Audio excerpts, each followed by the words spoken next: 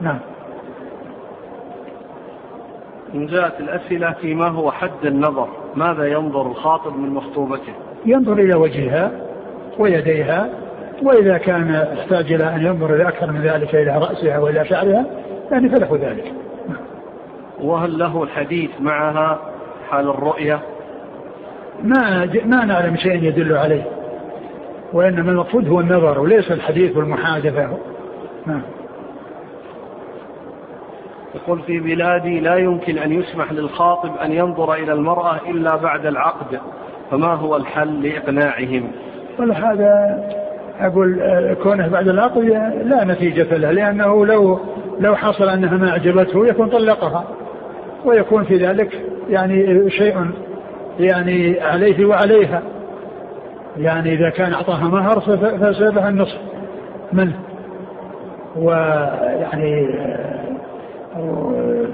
فبعد العقد هذا هي زوجة، أقول بعد العقد هي زوجة، يعني ما هي مخطوبة، وإنما هي مخطوبة قبل العقد. نعم. وإنما الطريقة أنه يبين لهم الشرع ويبين لهم يعني السنة. ثم بعدين ما أدري يعني هذه البلاد النساء متحجبات ما يرين في الشوارع، يعني ليس كثير من البلاد ليست على هذا المنهاج. النساء يخرجن في الشوارع سافرات وكل يراهن، الخاطب وغير الخاطب. هذا الأسئلة يقول يقف بعض الشباب عند أبواب المساجد وينظر إلى النساء إذا خرجن، فإذا قيل لهم ذلك قال هذا من باب النظر إلى المخطوب. لا، هذا مو صحيح، يعني كل النساء هؤلاء يحل له ينظر إليهن للخطبة، هذا كلام غير مستقيم.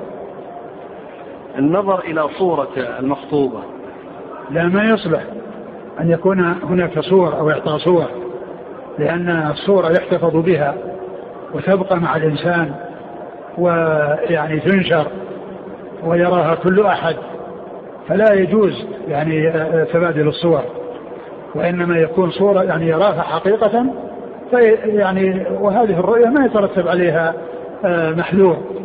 أما الصور فإنه يترتب عليها محذور، وهي أن هذه كل يراها، وقد توضع في أماكن يراها في الدنيا كلها.